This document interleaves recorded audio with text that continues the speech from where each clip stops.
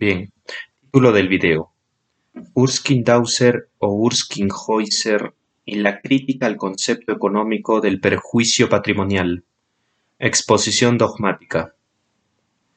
Bien, la tesis central del texto es una crítica a la concepción tradicional del patrimonio y perjuicio patrimonial en el derecho penal, especialmente en los defectos en la doctrina económica del perjuicio patrimonial y su relación con la frustración del fin. Kindauser da cómo entender correctamente el patrimonio para determinar cuándo existe verdadero perjuicio penalmente relevante. Apertura. En la dogmática penal contemporánea, uno de los problemas más complejos dentro de los delitos patrimoniales consiste en determinar qué debe entenderse exactamente por el perjuicio patrimonial. La cuestión no es menor, porque de su respuesta depende la delimitación misma de múltiples figuras delictivas, particularmente aquellas vinculadas con la estafa. Sobre este punto, Urskin-Dauser formula una crítica sumamente rigurosa a la llamada doctrina económica del perjuicio patrimonial, mostrando sus defectos conceptuales y proponiendo una comprensión más precisa del patrimonio penalmente relevante. Y el problema central. La cuestión de fondo consiste en responder a una pregunta aparentemente sencilla: ¿qué significa realmente sufrir un perjuicio patrimonial? Tradicionalmente, buena parte de la doctrina ha entendido que el patrimonio, desde una perspectiva económica global, según esta concepción, existiría perjuicio cuando se produce una disminución del valor económico total del patrimonio del sujeto. Sin embargo, Kindauser sostiene que esa formulación presenta graves insuficiencias dogmáticas. 2. La crítica a la doctrina económica. El principal problema de la doctrina económica radica en reducir el análisis del perjuicio a una mera operación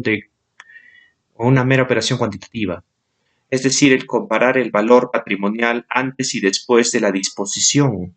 Para Kindauser, esta construcción resulta problemática, porque transforma un tema jurídico a un cálculo puramente económico, y con ello pierde de vista la estructura normativa del patrimonio como objeto de protección penal. 3. El concepto jurídico de patrimonio.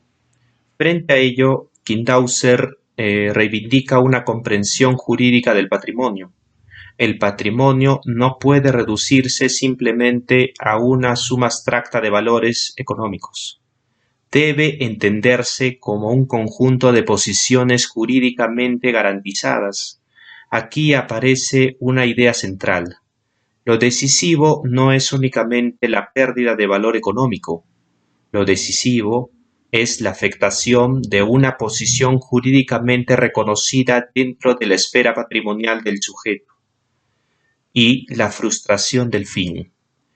Uno de los puntos más interesantes de la idea es la doctrina de la idea de la frustración del fin. Según esa posición, existiría perjuicio cuando el sujeto, aun recibiendo una contraprestación, no alcanza el fin económico que perseguía. Kindauser cuestiona esta tesis. Sostiene que no todo fracaso en la expectativa subjetiva del sujeto constituye automáticamente perjuicio patrimonial penalmente relevante. Ahora bien, la distinción decisiva. Aquí aparece la distinción fundamental.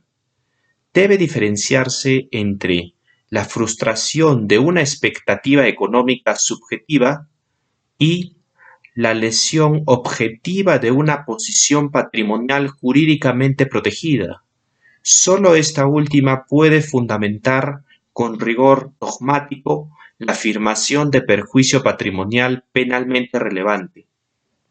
Ahora, la tesis de Kindauser, la tesis central puede resumirse así: el perjuicio patrimonial no puede determinarse mediante simples valoraciones económicas globales, ni mediante mera frustración subjetiva de fines individuales.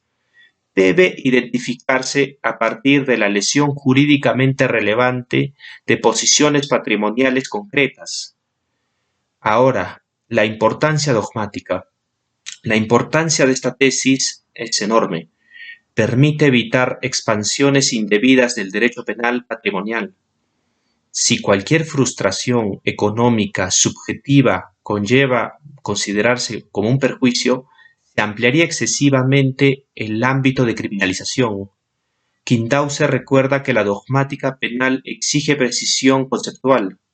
No basta con una pérdida económicamente percibida, sino debe existir auténtica lesión al bien jurídico tutelado.